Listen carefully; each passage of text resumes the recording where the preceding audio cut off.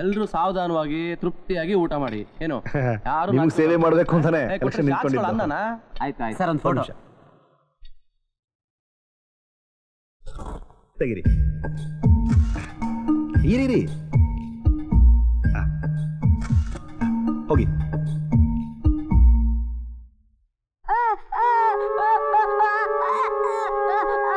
ಏನು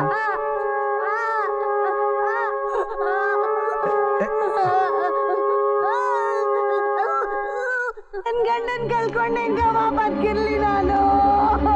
ಅಯ್ಯೋ ಸಮಾಧಾನ ಮಾಡ್ಕೊಳ್ಳಿ.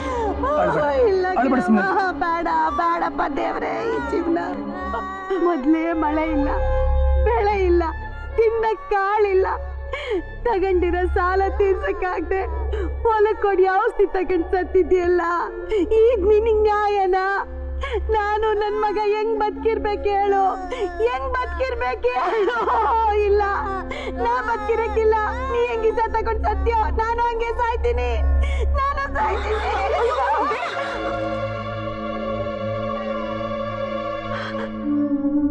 ಗೌರ್ಮೆಂಟ್ ಅವ್ರು ಬಂದ್ಬಿಟ್ರು. ಗೌರ್ಮೆಂಟ್ ಅವರು ನನ್ ಗಂಡನ ಬದುಕಿಸ್ಕೊಂಡ್ಬಿಡ್ತಾರೆ. ನನ್ ಗಂಡನ್ ಬದುಕಿಸ್ಕೊತಾರೆ. ಅಪ್ಪ ಅಪ್ಪ ಬದುಕ್ಸಪ್ಪ, ಬದುಕ್ಸು. ಅಯ್ಯ ಹೋಗೋ ಹೋಗೋ. ಗೌರ್ಮೆಂಟ್ ಅವರಂತೆ, ಗೌರ್ಮೆಂಟ್ ಅವರು ಏನ್ರ ಉದ್ಧಾರ ಮಾಡಿರೋದು ನೀವು?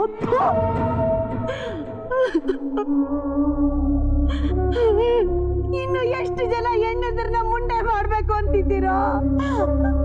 ಓಟ್ ಹಾಕಿ ಉದ್ಧಾರ ಮಾಡ್ತೀನಿ ಅಂತ ಹೇಳಿದ್ರಲ್ಲಪ್ಪ, ಇದೇನ್ರಪ್ಪ ನೀವು ಉದ್ಧಾರ ಮಾಡಿದ್ದು? ನೀವು ಹಾಳಾಗಿ ಹೋಗ್ತೀರಾ, ನೀವು ಹೆಂಗ್ ಹೋಗ್ತೀರಾ, ನೀವು ನಾಶ ಹೋಗ್ತೀರಾ. ಅಯ್ಯೋ, ನಮ್ ಶಾಪ ನಿಂಗೆ ತಟ್ಟೆ ಬಿಡಲ್ಲ. ನಿನ್ ಹೆಂಡತಿ ಮಕ್ಕಳು ನಮ್ಮಂಗೆ ಹಾಳಾಗೋಗ್ಬೇಕು. ನೀನೇ ಕೊಟ್ಟೋಗ, ನೀನಾಗ ಬಿಡ, ನನ್ ಕಣ್ ಮುಂದೆ ಇರ್ಬೇಡ. ಹೋಗೋ ಹೋಗ, ಹಾಳಾಗಿ ಹೊರಟೋಗೋ. ಕೊಡು, ಈ ಸಲ ನಾನು ಕೊಡಿಸ್ತಾ ಇದ್ದೀನಿ. ನಾನು ಹೆಂಗಪ್ಪ ಬರ್ತೀನಿ? ನನ್ ಮಗನ್ ಕಟ್ಕೊಂಡು ನಾನು ಮುಂದೆ ಹೆಂಗಪ್ಪ ಬರ್ತೀನಿ? ಅಯ್ಯೋ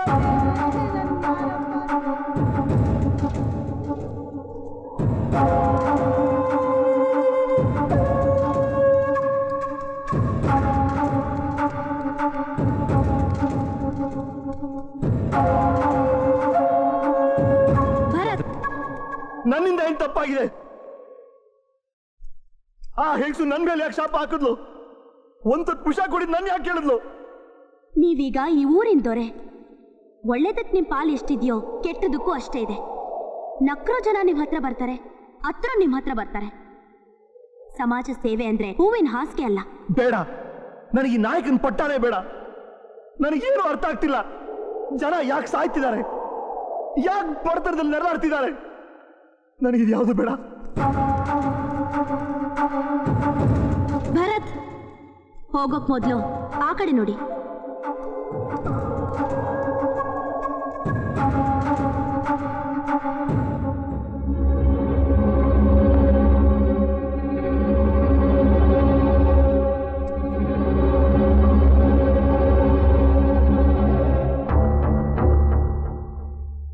ಹೇಗಿದೆ ಈ ಭೂಮಿ?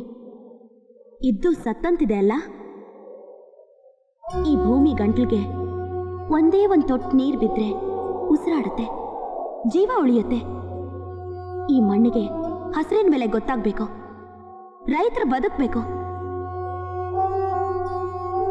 ರೈತರು ಮಳೆ ಇವತ್ತು ಬರುತ್ತೆ ನಾಳೆ ಬರುತ್ತೆ ಅಂತ ಜಾತಕ ಪಕ್ಷಿ ತರ ಕಣ್ ಬಿಟ್ಕೊಂಡು ಕಾಯ್ತಾ ಇದ್ದಾರೆ. ಕೆಲವರು ಸಾಯ್ತಾ ಇದ್ದಾರೆ, ಇನ್ನು ಕೆಲವರು ದಿಕ್ಕೆಟ್ಟು ಹೋಗಿ ನೇಗಿಲ್ ಮರೆತು ಏನೇನೋ ವ್ಯಾಪಾರ ಮಾಡ್ತಿದ್ದಾರೆ. ಇನ್ನುಳಿದವರು ಶ್ರೀಮಂತರಿ ಎಂಜಲ್ ಮುಂದೆ ಕಾಯ್ತಾ ಕೂತಿದ್ದಾರೆ. ಇವತ್ತನ್ನ ಸಿಗ್ಲಿಲ್ಲ ಪರವಾಗಿಲ್ಲ, ನಾಳೆ ಸಿಗತ್ತೆ ಅಂತ ಕಾಯ್ತಾರೆ. ನಾಳೆನೂ ಇಲ್ವಾ ಇನ್ನೊಂದ್ ದಿನ. ಕೊನೆಗೆ ಶ್ರೀಮಂತರ ಹತ್ರ ಸಾಲಕ್ಕೆ ಅಂತ ತಮ್ಮ ಹೆಬ್ಬೆಟ್ನೆ ಅಡ ಇಡ್ತಾರೆ. ಅಲ್ಲಿಗೆ ಅವನ್ ಕತೆ ಮುಗೀತು. ಭರತ್, ಯಾವುದೋ ಒಂದು ದುಡ್ಡಿದ್ದವ್ರ ಗುಂಪು ನಮ್ ರೈತರಿಗೆ ಸಾಲ ಕೊಟ್ಟು ಸಾವಿನ ಜಾಲನ ನೇಯ್ತಾ ಇದೆ. ಸಹಾಯ ಮಾಡ್ಬೇಕಾದ ಸರ್ಕಾರ ಕಣ್ಮುಚ್ಕೊಂಡು ಕೂತಿದೆ. ನಮ್ ರೈತರಿಗೆ ಉಳಿದಿರೋದು ಒಂದೇ ಒಂದು ದಾರಿ, ಆತ್ಮಹತ್ಯೆ. ಈ ಪರಿಸ್ಥಿತಿ ವಿರುದ್ಧ ಒಂದು ಹೋರಾಟ ನಡಿಬೇಕು. ಹಸುವಿನಿಂದ ಸಾಯ್ತಾ ಇರೋನ್ಗೆ ಒಂದು ತುತ್ತು ಅನ್ನ ಕೊಡೋ ಒಳ್ಳೆ ಮನಸ್ಸುಗಳು ಬೇಕು. ನಿಮ್ಮಂಥವ್ರು ಬೇಕು. ಓಟ್ ಕೊಟ್ಟು ಜನ ನಿಮ್ಮ ಮೇಲೆ ತುಂಬಾ ನಂಬಿಕೆ ಇಟ್ಟಿದ್ದಾರೆ. ನೀವೇನಾದ್ರೂ ಮಾಡ್ತೀರಾ ಅಂತ ಆ ನಂಬಿಕೆಗೆ ದ್ರೋಹ ಮಾಡಬೇಡಿ. ಈ ಕನಸನ್ನೆಲ್ಲ ನನಸು ಮಾಡೋ ಯೋಗ್ಯತೆ ನಿಮ್ಗಿದೆ. ನನಗ ಇಲ್ಲ. ಆ ಶಕ್ತಿ ನಿಮ್ ಕಣ್ಣಲ್ಲಿ ನನಗೆ ಕಾಣ್ತಾ ಇದೆ. ನಿಮ್ ಕಣ್ಣಲ್ಲಿ ಕಾಣ್ತಾ ಇದೆ ಭರತ್.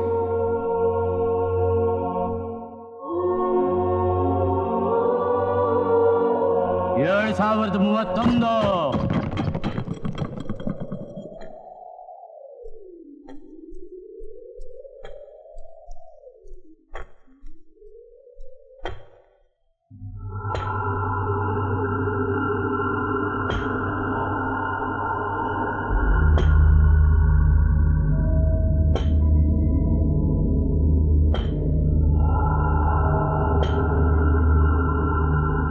ಏನೋ ಶಬ್ದ ಆಯ್ತಲ್ಲ, ಯಾರಾದ್ರೂ ಬಿದ್ರಾ?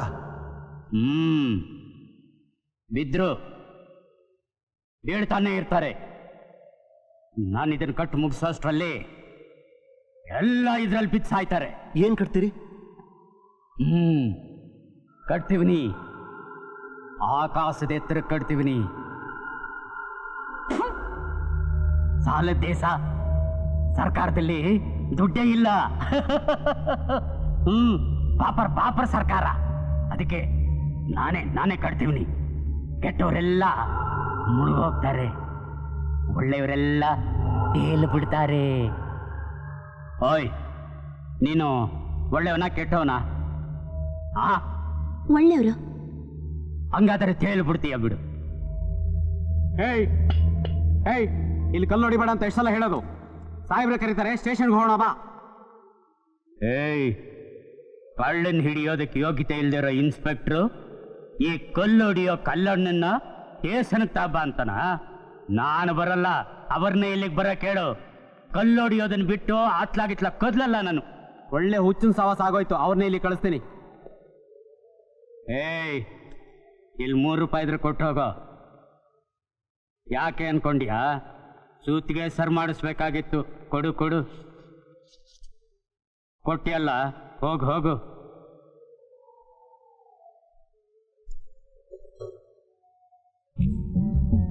ಯಾರವನು ವಿಚಿತ್ರವಾಗಿ ಆಡ್ತಾನೆ? ಕಲ್ಲಣ್ಣ ಅಂತ ಒಬ್ಬ ಬಡ ರೈತ. ಡ್ಯಾಮ್ ಕಟ್ಟಬೇಕು ಅನ್ನೋ ಹೋರಾಟದಲ್ಲಿ ತನ್ನ ಸಂಸಾರನೇ ಕಳ್ಕೊಂಡು ಒಂಟಿಯಾಗಿದ್ದಾನೆ. ಆದರೂ ಛಲ ಬಿಡದೆ ಅವನ ಕೆಲಸ ಮುಂದುವರಿಸ್ತಿದ್ದಾನೆ. ನೋಡಿ, ಅವನೇ ಈ ಬಂಡೆನೆಲ್ಲ ಒಡೆದಾಕಿರೋದು. ಎಲ್ಲೋ ಹುಚ್ಚಿರ್ಬೇಕು, ಒಂಟಿಯಾಗಿ ಡ್ಯಾಮ್ ಕಟ್ತಾನ. ನನಗೆ ನಿಮ್ಗೆ ಹುಚ್ಚು. ಅವನನ್ನ ನೋಡ್ ನಗ್ತೀವಲ್ಲ, ಅದಕ್ಕೆ. ಅವನ ನಂಬರ್ ಕೂಗ್ದ, ಕೇಳಿದ್ರಾ? ಅದೇನೋ 7031. ದಿನಕ್ಕೆ 1 ಕಲ್ಲು ಹೊಡೆದಾಕ್ತಾನೆ. ವಾರದಲ್ಲಿ 7 ದಿನ ತಪ್ಪೋದು, ಆದ್ರೆ ಅವನ್ ಲೆಕ್ಕ ತಪ್ಪಲ್ಲ. 7000 ಚಿಲ್ಲರೆ ಅಂದ್ರೆ 20 ವರ್ಷಗಳಿಂದ 1 ಕಲ್ಲಂತೆ. ಅವನಿಗೆ ಅವನ ಕೆಲಸದಲ್ಲಿ, ಅವನ ಕನಸಿನಲ್ಲಿ ನಂಬಿಕೆ ಇದೆ. ಅವನ ಕೈಯಲ್ಲಿರೋ ಶಕ್ತಿ ಬಗ್ಗೆ ವಿಶ್ವಾಸ ಇದೆ. ಅಷ್ಟು ಸಾಕು. ಯಾವುದೇ ಸರ್ಕಾರ ಬಂದ್ರೂ ಅವನ ನಂಬಿಕೆ ಹಾಳಾಗಲ್ಲ. ಅವನ ಮುಂದೆ ಇರೋದು ಒಂದೇ ಒಂದು ಅಣೆಕಟ್ಟು. ನನ್ನಾಸೆನೂ ಅದೇ. ನನ್ನ ತಂದೆ ಕೂಡ ಈ ಹೋರಾಟದಲ್ಲಿ ಬಲಿಯಾದ್ರು. ಅವ್ರ ಕೆಲಸನ ನಾನು ಮುಂದುವರಿಸ್ತಾ ಇದ್ದೀನಿ. ಈ ಹೋರಾಟ, ನೀರಿನ ಸಮಸ್ಯೆ ಯಾವುದು ಸರಿಯಾಗಿ ನನಗೆ ಅರ್ಥ ಆಗ್ತಿಲ್ಲ. ಆದ್ರೆ ಇಂಥ ಒಳ್ಳೆ ಕೆಲಸಕ್ಕೆ ಯಾರು ಅಡ್ಡ ಬರ್ತಿದ್ದಾರೆ? ಅದೇ ಗೊತ್ತಿಲ್ಲ. ಅದೇನೇ ಇರಲಿ, ಈಗ ನೀವು ಜನರ ಪ್ರತಿನಿಧಿ. ನೀವು ಮನಸ್ಸು ಮಾಡಿದ್ರೆ ಇಷ್ಟು ವರ್ಷ ಆಗದೆ ಇರೋ ಕೆಲಸ ನಿಮ್ಮ ಮುಂದಾಳತ್ವದಲ್ಲಾಗತ್ತೆ. ಆಗಲೇಬೇಕು. ಇಲ್ಲೊಂದು ಡ್ಯಾಮ್ ಕಟ್ಟಬೇಕು, ಜನಕ್ಕೆ ನೀರಿನ ಆಶ್ರಯ ಬೇಕು. ಅದಕ್ಕೆ ನೀವು ಸರ್ಕಾರ ಜೊತೆ ಹೋರಾಡಲೇಬೇಕು. ಪ್ಲೀಸ್.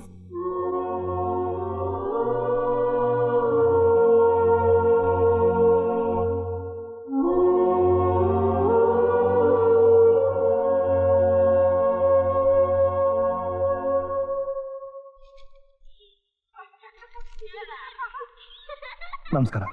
ಯಾರೇ ನೀವು? ಏನಾಗಬೇಕಾಗಿತ್ತು?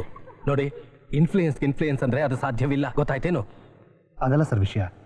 ನೀವು ಚೀಫ್ ಇಂಜಿನಿಯರ್ ಆಗಿದ್ದಾಗ ಭಾರತೀಪುರದಲ್ಲಿ ಡ್ಯಾಮ್ ಕಟ್ಟಬೇಕು ಅಂತಿದ್ರಂತೆ. ಅದ್ರ ವಿಷಯವಾಗಿ ನಾನು... ಯಾವ್ದ್ರಿ ಭಾರತೀಪುರ?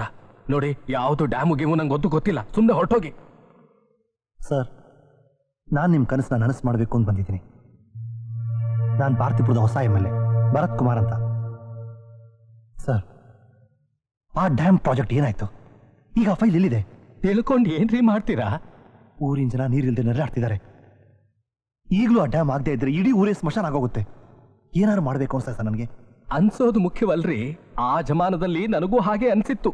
ಈ ರಾಜಕೀಯ ಚಕ್ರವ್ಯೂಹದಲ್ಲಿ ಏನೂ ಮಾಡಕ್ಕಾಗ್ಲಿಲ್ಲ. ನಿಮಗೆ ಧೈರ್ಯವಿದೆಯೇನ್ರಿ? ತಾಕತ್ತಿದೆಯೇನ್ರಿ? ನೀವು ನನಗೆ ದಾರಿ ತೋರಿಸಿ ಸರ್. ಎಂತ ಪ್ರವಾಹ ಬಂದರೂ ಮುನ್ನುಗ್ತೇನೆ.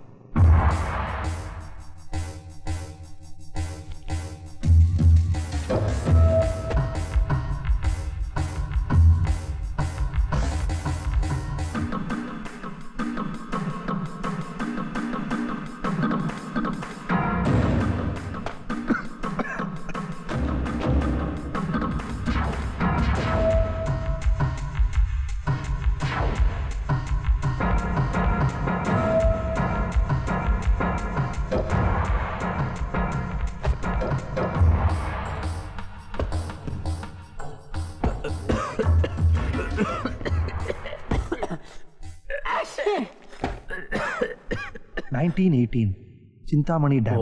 80 ಇಯರ್ಸ್ ಆಯ್ತು, ಇನ್ನೂ ಕ್ಲಿಯರ್ ಮಾಡಿಲ್ಲ. 1937 ಮಾರಿಕಟ್ಟು ಡ್ಯಾಮ್. ಅದೇ ಯಾವ್ದು ನೋಡಿ. ಅದೇ ಅದು ಅದು ಭಾರತೀಪುರ. ಇಲ್ಲಿ ಕೊಡಿ.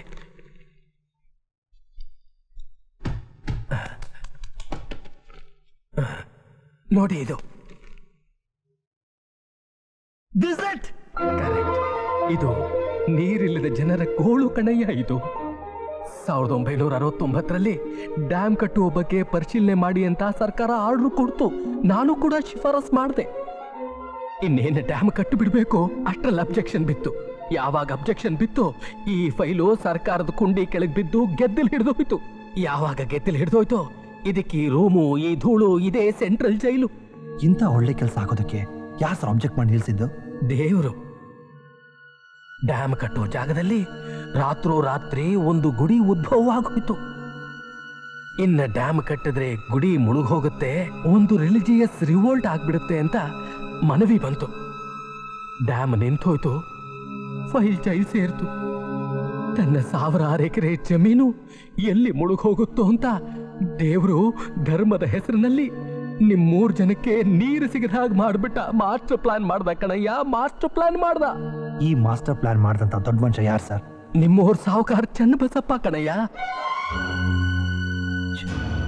Channabasappa, Kotreshwara cotton mills owner Channabasappa ಅವರ? ಅದೇ ಸಾವುಕಾರ ಚನ್ನಬಸಪ್ಪ ಕಣಯ್ಯ.